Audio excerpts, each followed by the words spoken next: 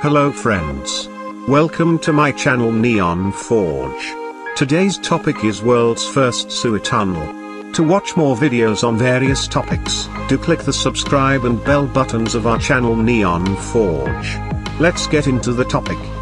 London's super sewer is the world's first underground sewer tunnel. By the middle of the 19th century, the streets of London ran with human filth.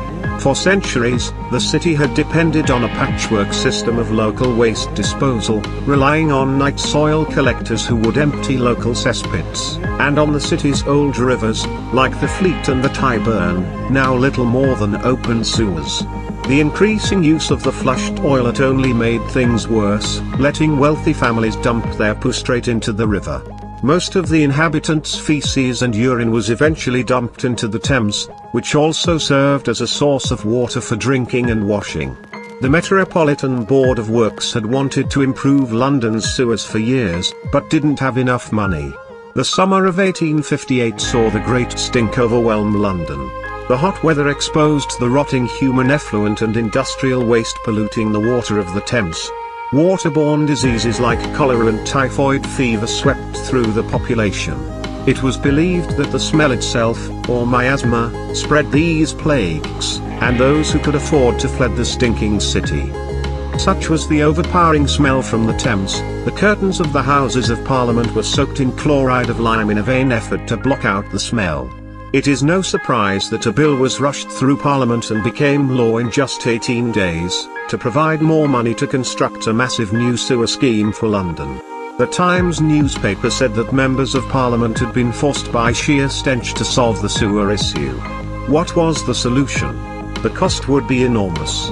Parliament initially offered £2.5 million, somewhere between £240 million and over £1 billion in today's values.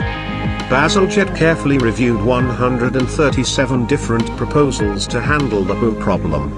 Bazalgette's plan was for an extensive underground system of sewers, joining up the patchwork of existing municipal drains. The new system would funnel the waste far downstream of the main city of London, eventually dumping it into the Thames estuary at high tide. The plan involved building 1,100 miles of drains under London's streets, to feed into 82 miles of new brick-lined sewers, and carry the effluent to 6 intercepting sewers. Many of these had once been open streams, and lost rivers like the Fleet were brick-lined and covered over to become huge, hidden flows of waste. Bazalgette's scheme simply dumped the sewage 8 miles downstream, via pumping stations at Deptford and Abbey Mills. At the time they were built, these pumping stations used the biggest steam engines in the world to pipe the effluent up to the mouth of the Thames. The whole project was colossal in scope.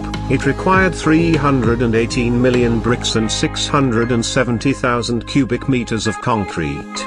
Thousands of laborers were needed to dig out the tunnels by hand, and the demand for workers drove up bricklayers' wages by 20%. Bazalgette insisted on the use of the relatively new Portland cement, an extremely strong substance that is also water-resistant. This is one of the factors that has helped the Victorian sewer system survive to this day. How did the sewers change London? The plans called for 2 of the intercepting sewers to run along the north and south banks of the Thames, to catch all the waste flowing downhill.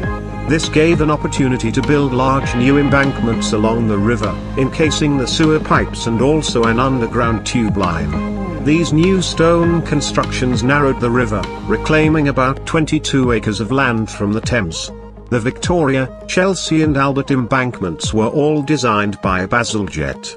Although the system was officially opened by Edward, Prince of Wales in 1865, and several of the largest sewer channels named after members of the royal family, the whole project was not completed until 1875.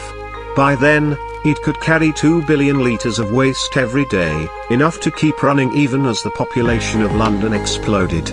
By the time Bazalgette died in 1891, there were 5.5 million people living and defecating in inner London, over double the number when he first designed the sewers in the 1850s. In 1878, soon after Bazalgette's sewers were finally finished, the worst disaster in the history of the River Thames took place. The Princess Alice, A steamboat that took day trippers up and down the Thames, crashed into a coal-carrying ship, the Bywall Castle.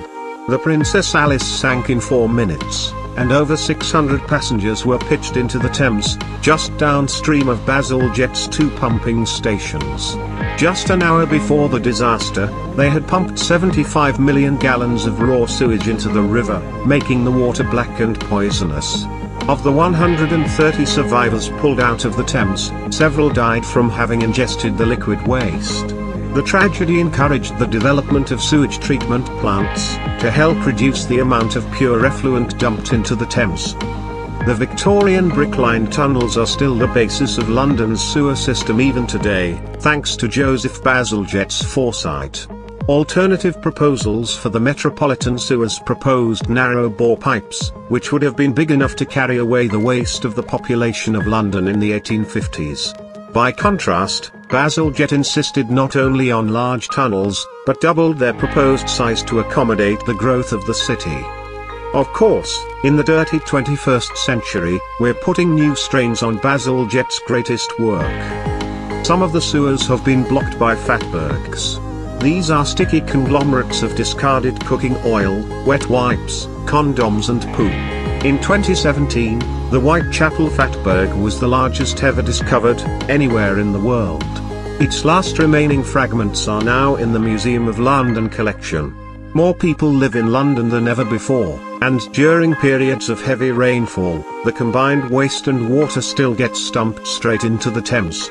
Major emissions from combined sewer overflows happen about 50 times a year. That's why a brand new super sewer, the Thames Tideway, is being dug under London. 7 meters wide, this giant tunnel will run for 25 kilometers and intercept sewage that would otherwise pollute the river. Thanks for watching our video. To watch more videos on various topics, do subscribe our channel Neon Forge. Meet you in another interesting topic. Till then, take care, bye.